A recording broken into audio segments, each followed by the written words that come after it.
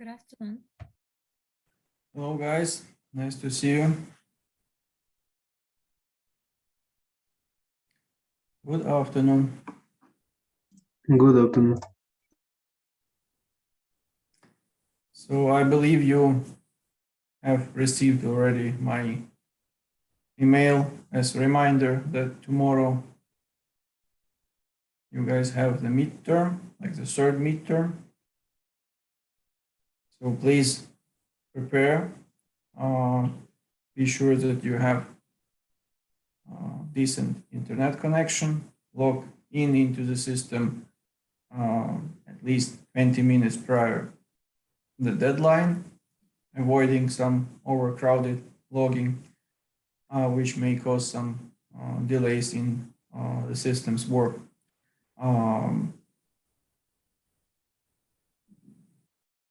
Read carefully all problems and then solve those which are familiar to you. Those which are not clear, leave them for later. First, get at least that minimum number of points which you can, and then focus on solving more tricky problems or those which are not familiar. Yeah, you have a question? No, good afternoon, I said. Okay, yeah, good afternoon. Nice to see you. So hopefully everything will go well. I believe nothing new is waiting for you there. You already passed two midterms previously. Will be the same procedure. We'll have 1 hour time window within which 45 minutes will be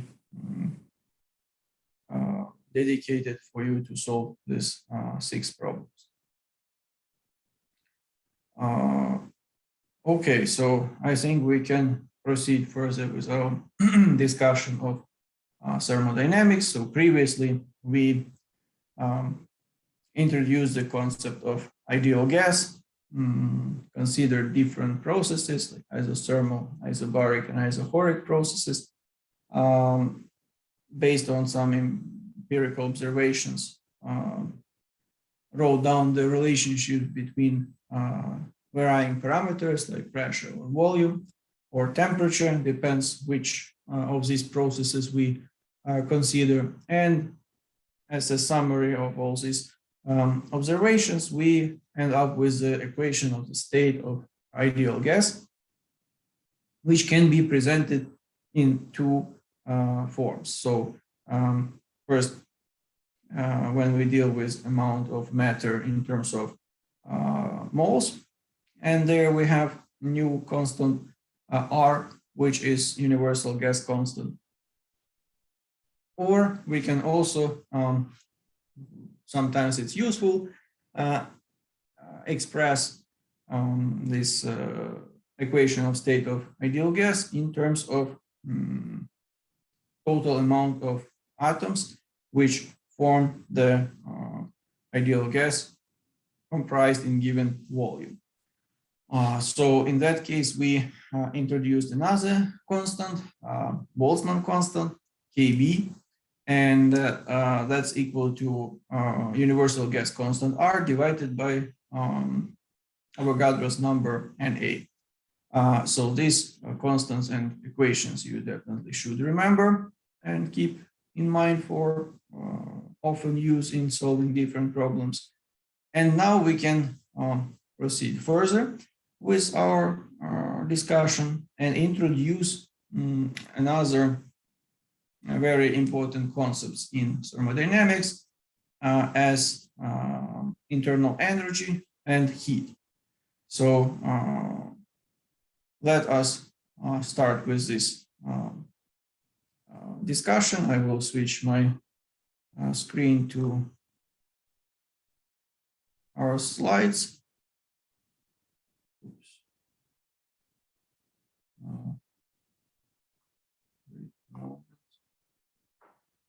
Oh, my, okay. now should work. And let's start from providing a bit more specific definition of internal energy. So we know internal energy is associated with energy of atoms which form this some certain body. However, if we define it, we have to define it a bit more accurately. So let's say we have some arbitrary shape body with defined a position of its center of mass. So we can build some reference system which is stationary with respect to the body and originates at the center of mass. So now, if we consider atoms which form this body, then internal energy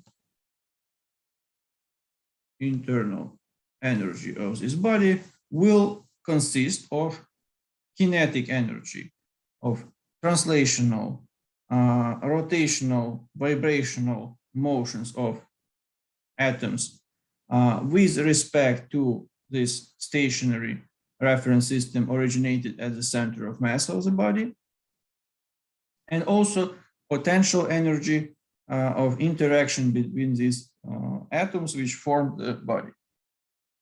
So if we have some external system of reference and our body moves with respect to this external system of reference, that kinetic energy, for instance, of the bulk of the matter doesn't count to the internal energy, because internal energy, as we define, is kinetic energy, like total, all forms of possible kinetic energy of atoms with respect to stationary reference of system originating at the center of mass of this body or system. So that is definition of internal energy. And another concept which we will mostly deal with during our today's discussion is heat. So we denote it as usually as capital Q. Heat is defined as the transfer of energy across the boundary of a system due to difference in temperature between the system and its surrounding. So let's say we have some system. So this system stays at temperature T1. Then there is environment with temperature T2. Since there is some difference in temperature, let's say T2 larger than T1, there is some heat, like energy transfer in form of heat through the boundary of this system and environment, like from environment to this system. So we will have some heat going from environment to the system. So that will be proportional to difference in temperature between these two guys, the system and environment. So initially was considered that heat is transferred by some special fluid called caloric. And that's why this unit for measuring heat was introduced as calorie.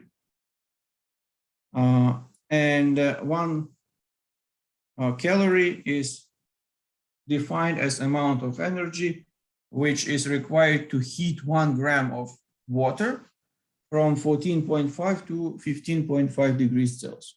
So that's the definition of this unit for measuring heat as in terms of calories. However, once experiments have shown the relationship between the thermal and mechanical processes, there is no need anymore in introducing additional unit for measuring heat. So we can operate with old known Joule. And based on experiments of converting kinetic energy, like transformation into internal energy via friction, there was shown the so-called mechanical equivalent of heat relationship between 1 calorie. So 1 calorie is equal to 4.186 joule. So that is the relationship. And yeah, you can use both units, but in most cases, we operate just with joules. So now we need to consider some property of the system which will help us to relate the amount of heat transferred, like energy transferred to the system in the form of heat, and change of the temperature of the system. So we can write U is equal to C times delta T. So here, capital C is a new parameter which we introduce is heat capacity. So heat capacity defines how much heat is necessary to change the temperature of the system, of a given system, by 1 degree. So that's useful parameter when we deal with the system as some defined system. But what is also important to have a parameter which is a bit more specific to the material which we use, to the matter. That's why we introduced another so-called specific heat capacitance, which is small c. It is defined as amount of heat divided by mass of the system and change of its temperature. So means that if we get defined heat capacitance as of all system, then specific heat capacitance is heat capacitance of the matter from which this system consists per unit mass, usually per kilogram, or could be defined in per any unit mass you prefer. So in this case, the heat is defined as specific heat times mass of the system times change in temperature. So if we consider some solid state or liquid systems, we remember from previous discussion that thermal expansion of these systems is very small. That's why work done by atmosphere against this thermal expansion is negligibly small in comparison to amount of heat we need to provide to the system in order to change its temperature by within some temperature range, delta T. So that's why we can neglect with that thermal expansion effect in this particular case, and consider that change of internal energy is totally defined by amount of heat. This we keep in mind, and we also define the specific case when we have quite large interval of temperature, delta T. We need to highlight that specific heat capacitance is a function of temperature. It's not constant, it's changing for different materials in different ways, but it depends on temperature. So in this case, if the interval of temperature change is quite large, we cannot assume heat capacitance, specific heat capacitance or heat capacitance as a constant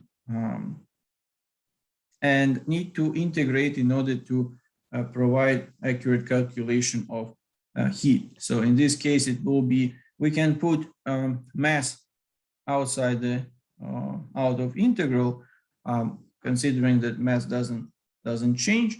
Then we have integral from T1 to T2, specific heat capacitance as a function of temperature, times dt. So that is the way how we deal with calculation of heat when temperature change is quite wide. So we need to take into account temperature dependence of the specific heat capacitance. So now, assuming that conservation of energy also implies to this transfer of energy in form of heat. So for instance, if we consider two bodies with one hotter, another colder. So let us maybe clean a bit here so we have space.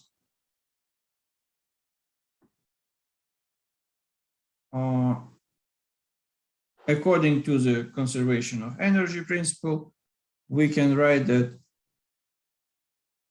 amount of heat which was transferred to cold body should be equal to amount of heat which was transferred from the hot body when they are in contact and isolated from other environment. So that is important because if we, for instance, consider two systems, let's say M1,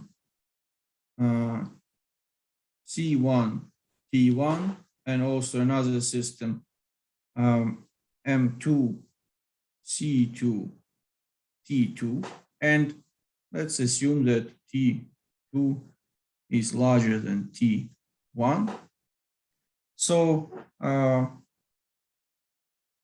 if we isolate them and put in contact, over time, there will be some thermal equilibrium, so-called, and we will reach some final temperature, which is common for both systems.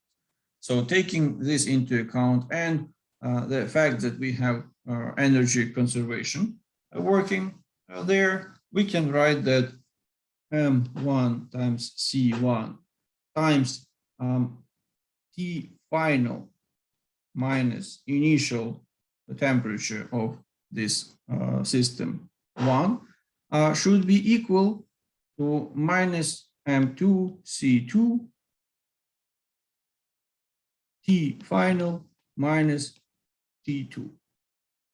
So that means that according to this conservation of energy, if we know all initial parameters, we can determine final temperature of thermal equilibrium, or if we know final temperature of thermal equilibrium, we can determine some of unknown parameters in this system.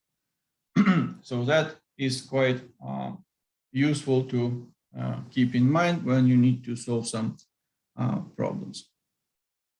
So now we will focus our attention on a sequence of thermodynamical processes which happen to some given amount of ice, like water ice, when we provide certain energy in form of heat to this system, and will monitor how temperature of this system will change, as well as trying to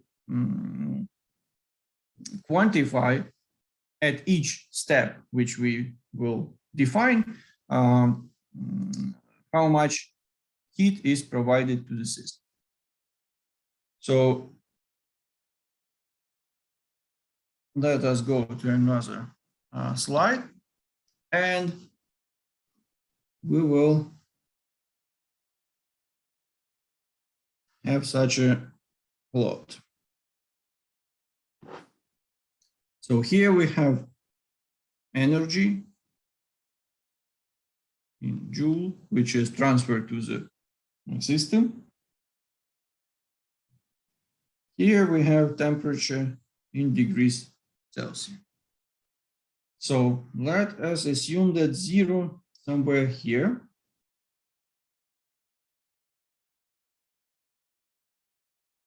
(0 Celsius. So here, let's say we have minus 80 degrees Celsius.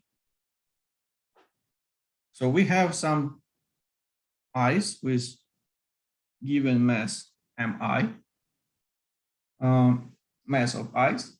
And what will happen if we start, so we keep it at minus 80 degrees Celsius, start to heat it up, so provide some energy to the system in form of heat.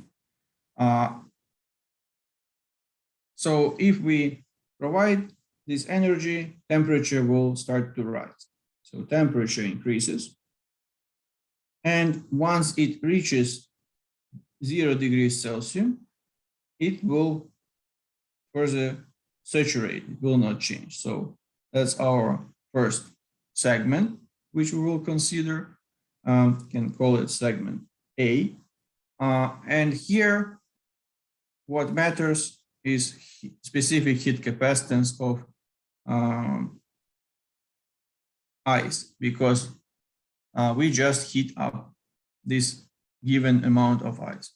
However, when it reaches 0 degrees Celsius, we start to observe some phase transition. Means that in this region of where this phase transition happens, will be ice plus water. So ice will melt, and that will be the phase transition ice to water. So within this phase transition, all energy which is provided, if we go to the right, means that we further provide energy, will go to so-called latent heat. It's another new parameter. So latent heat would be defined as heat provides to compensate for latent heat at phase transition is some coefficient, this capital L, which is the specific latent heat, times delta M, means amount of material which experience phase transition. So because this phase transition consumes energy, it requires energy to happen, we don't increase temperature of the system until all ice is experiences this phase transition to water. So once we have only water, then water starts to warm up with further increase of amount of energy which is transferred to the system. So here we can define region B, where we have phase transition ice to water. So now we have only water, we provide energy, we increase temperature of this water. However, it continues not forever, but until we reach temperature 100 degrees Celsius. So we consider that this imaginary experiment is carried out at the sea level where we have 1 atmosphere pressure. So what happens at 100 degrees Celsius with water under normal pressure of 1 atmosphere? Any? Vaporization. Well, not exactly, because evaporation actually happens also before 100 degrees Celsius. If you get in dining, for instance, some soup, you see some vapor from this coming out from this soup, but it's not boiling in your plate. And that means that evaporation can start quite early because of Boltzmann distribution of the speed of molecules. We will consider this in more details a bit later. So always within some temperature range, there are some fast molecules which can leave the volume of water and in the form of some vapor.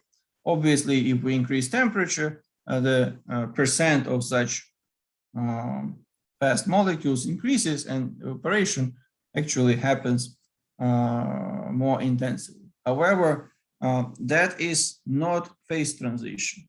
Phase transition is actually process of boiling water. So at 100 degrees Celsius, we have boiling water, and boiling there is a critical distinction between just evaporation and boiling. Evaporation happens only from the surface of the liquid. However, boiling happens from the volume. It happens from everywhere of the volume of water, which is heat up to 100 degrees Celsius under 1 atmosphere pressure. So you can see these bubbles which are formed like everywhere in the volume of water. That means that evaporation process happens everywhere. So that is boiling, the definition of boiling. So evaporation from the volume of liquid. And that is phase transition between water and steam of water, like water steam. So here we have just water. And this, when we provide some extra energy, we increase its temperature until it reaches to this so-called boiling point at given conditions. And then its temperature doesn't change. This temperature of the system of the system, water plus steam remains constant. So that means we have phase transition, water to steam via this boiling process. If we have a phase transition ice to water, we are melting ice. Here we have this phase transition via the boiling process. So temperature remains constant, it doesn't increase. So we cannot heat water to higher temperatures than 100 degrees Celsius. That's why in mountains, you cannot boil meat, like cook meat in boiling water, because it starts to boil at lower temperatures than 100 degrees Celsius, depends on the altitude. So it can be 80 or even 70 degrees Celsius. And so you cannot reach higher temperature, it just starts to boil. It remains constant, as you see here, until all water is gone. So all water experiences phase transition to steam. So since you cannot keep this steam, it's not our experiment when we have isolated system and steam remains in the system. So it's gone. So you cannot go to higher temperatures than, for instance, 70 degrees Celsius, and that's not enough to cook meat. Moreover, if you keep water at room temperature and start to pump down the atmosphere around it, so if it's in some closed container, we connect the vacuum pump, this water will start boiling even at room temperature, at 20 degrees Celsius, and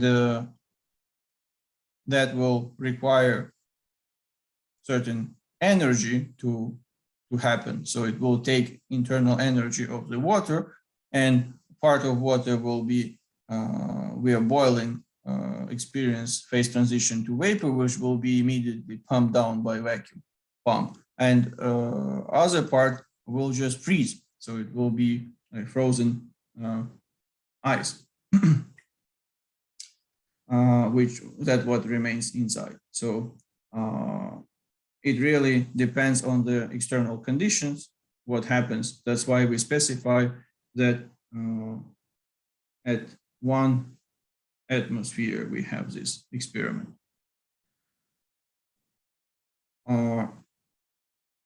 Initially.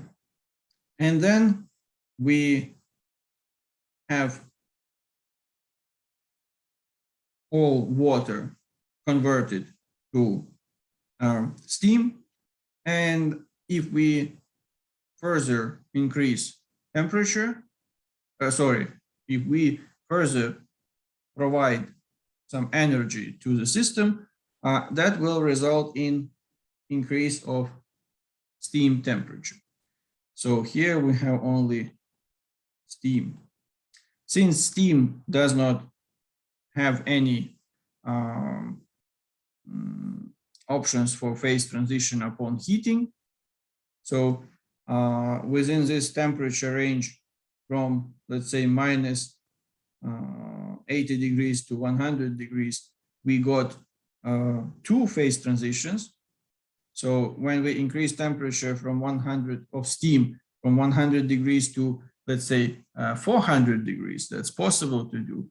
Then we don't have any phase transitions, and we just continue to increase temperature of the steam. That's quite common practice in electric power stations. Doesn't matter what is working, what type of power station it is, nuclear or thermal power station. It all based on the concept that we heat the steam to very high, like water steam to very high temperature, and this steam rotates the shaft of a turbine, steam turbine, which in its turn rotates the rotor of electrical generator, so which produces electricity. So this very hot steam is quite common in engineering. So we have this region A, B, then we have water heating, let's call it region C. Then we have phase transition water to steam, that will be region D, and just heating steam will be region E. Also, we need to specify what matters during these regions. So here matters specific capacitance of ice. At region B, where we have phase transition ice water, is latent heat of ice. How much energy should be specific latent heat should be provided per unit mass of ice in order to melt it and carry out, perform this phase transition ice to water. Then we have region C, where matters specific heat capacitance of water, because we warm up already water, and obviously that's it's actually the same material as H2O, like water, but in different phases of water, it obviously possesses different specific heat capacitance. So it depends on the phase state of material.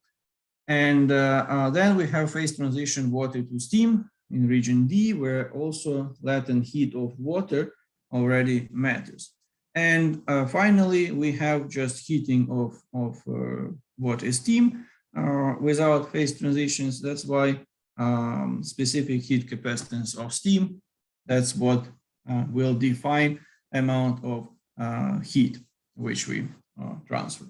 So now we can write down equations which will quantify heat for each of these parts of the plot, starting from part A. So let's say part A. So let's mark heat QA for associated with this part. That will be mass of the ice times heat capacitance of the ice times change of its temperature.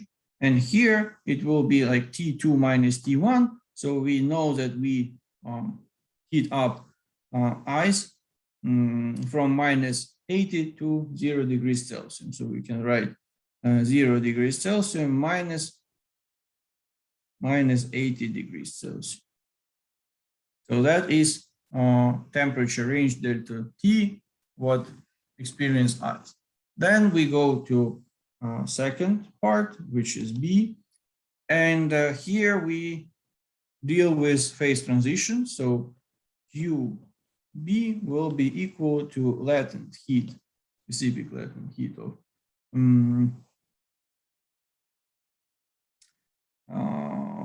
ice times mass of ice. So we assume that all ice which we initially had undergoes this phase transition. So here we don't have any change of temperature. You see here it's flat. So change of temperature is equal to 0. All provided energy at this region from external environment goes for phase transition. Then we have region C, which stands for heating water. So QC. Now we have mass of water times specific heat capacitance of water times delta T. In this particular case, we have T2 is 100 degrees Celsius and T1 is 0 degrees Celsius.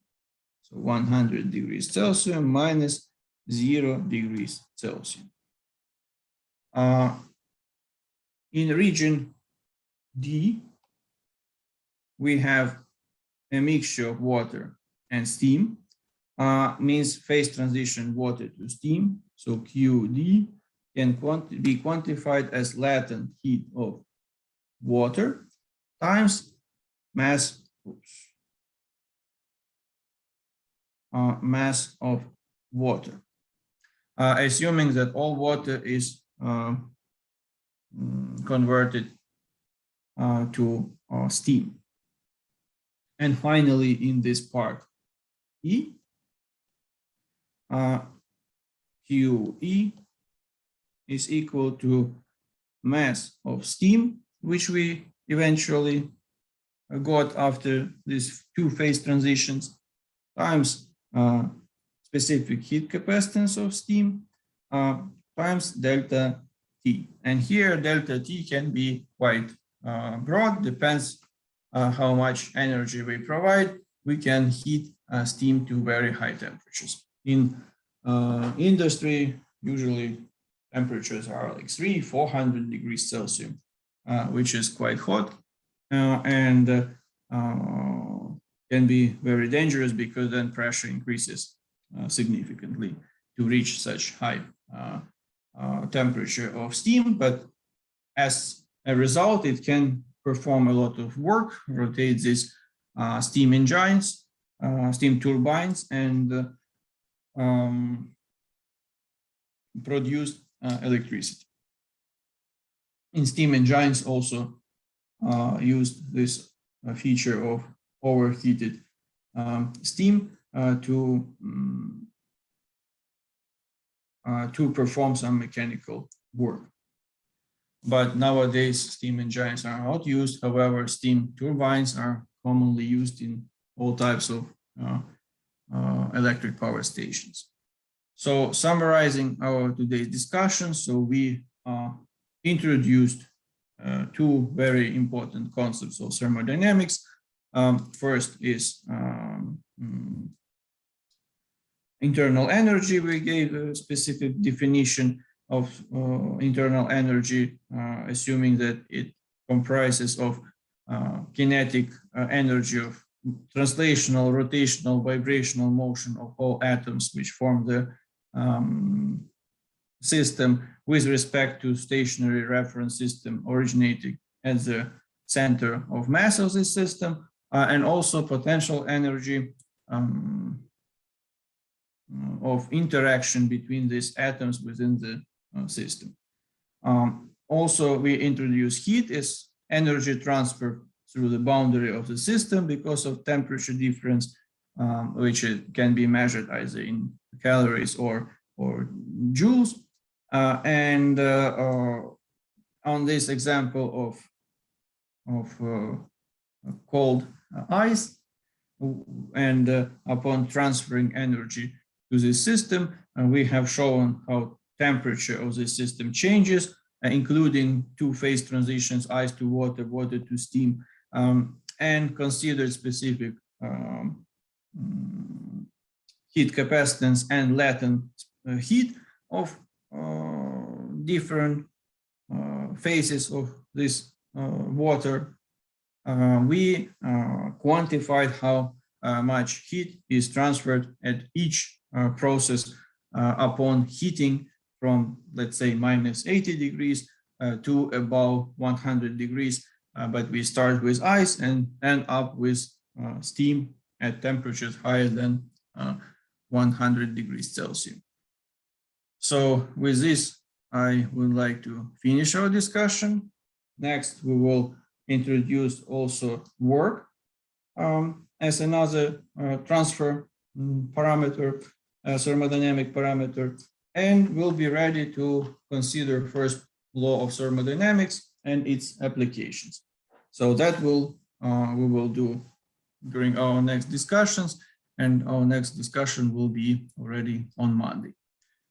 So thank you for your attention. If you have any questions, you're welcome. I'm sorry, may I ask a question? Yes, sure. So if Q is positive, then the object is losing its internal energy, but if it's negative, then it's gaining it? Actually, opposite. So if object is gaining energy, this Q is positive, and if it's losing its internal energy, so it provides energy transfer to another body, then it will be negative heat. Okay, thank you. Mm-hmm.